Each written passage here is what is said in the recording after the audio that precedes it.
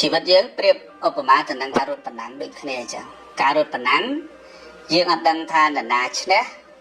ហើយនរណាចាញ់ទេការរត់ប្រណាំងប៉ុន្តែពេលដែលយើងចូលក្នុងការរត់ប្រណាំងយើងសិតតែសង្ឃឹមម្នាក់ថាយើងនឹងឈ្នះ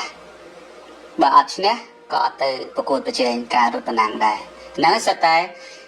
បើនិយាយទៅថាបំណងក្នុងចិត្តរបស់យើងហ្នឹងគឺសង្ឃឹមជឿជាក់ថានឹងទទួលបានជ័យជំនះ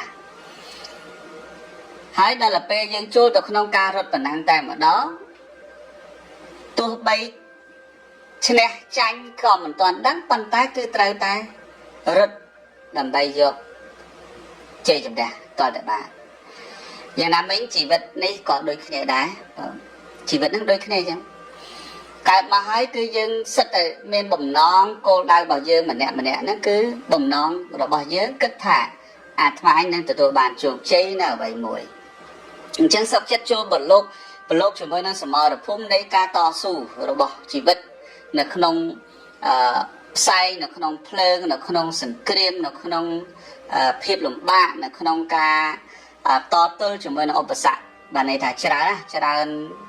វគ្គច្រើនឃ្លាមែនតើជីវិតខ្លះរត់កាត់ជាមួយនឹងទឹកភ្នែកយំយែកកំសត់ជីវិតខ្លះរត់កាត់ជាមួយនឹង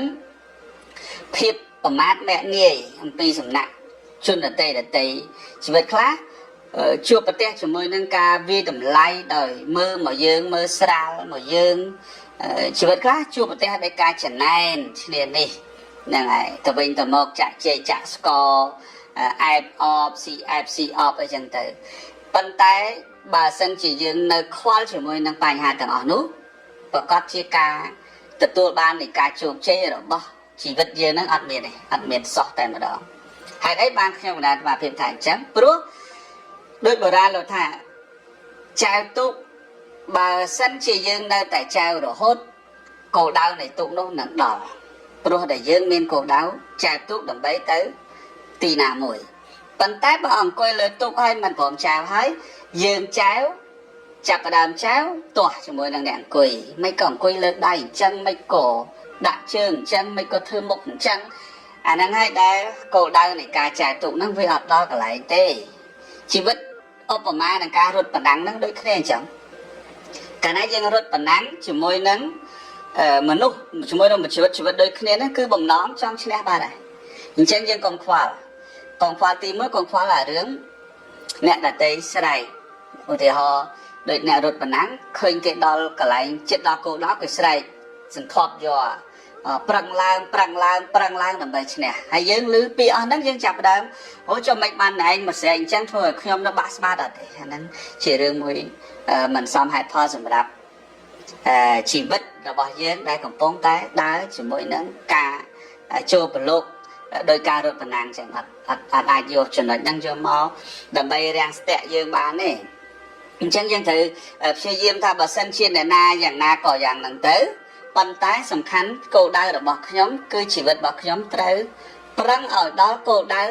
ឬហៅថាប្រឹងឲ្យដល់ចំណុចដែលយើងចង់ទៅអញ្ចឹងយើងធ្វើចំណុចមួយដែលឆ្ពោះទៅគឺដោយមិនខ្វល់ពីរឿងណាទាំងអស់ត្រង់ហ្នឹងហើយដែលជាបញ្ហានៅក្នុងពុទ្ធសាសនាក៏ដូចជានៅក្នុងសង្គមជាតិរបស់យើងដែរដែលជាបញ្ហាមិនព្រមជួយជោគជួយចៅយកជើងរទឹកធ្វើឲ្យយើងនឹងអន់សពុនចិត្តត្រង់នេះក៏មិនគួរកប់បីនឹងអន់សពុនចិត្តដែរសំខាន់នៅរឿងយើងតើធ្វើបានជោគជ័យដែរឬក៏អត់តែយើងគោលដៅរបស់យើងត្រូវដើរទៅដែរឬក៏អត់ហើយតែគោលដៅយើងនោះជាក់លាក់ដែរឬក៏អត់ត្រង់ហ្នឹងដែល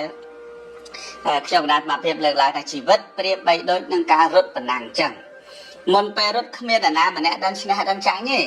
កើតមកក៏នរណាម្នាក់ដឹងថានរណាមាននរណាក្រដែរកើតមកភ្លាមក៏មាននរណាម្នាក់ដឹងថានរណាចេះឬល្ងងដែរហើយក៏ជីវិតនឹងឯងក៏ដូចគ្នាដែរអត់មានដឹងថាជោគជ័យមិនជោគជ័យដែរឧបមាទៅដឹងការរត់ប្រណាំងយើងដឹងឈ្នះដឹងចាញ់ប៉ុន្តែបើសិនជាយើងកំពុងតែរត់គឺយើងត្រូវតែប្រឹងទោះហត់យ៉ាងណាក៏ដើម្បីតែឈ្នះដើម្បីតែឈ្នះទោះលំបាកយ៉ាងណា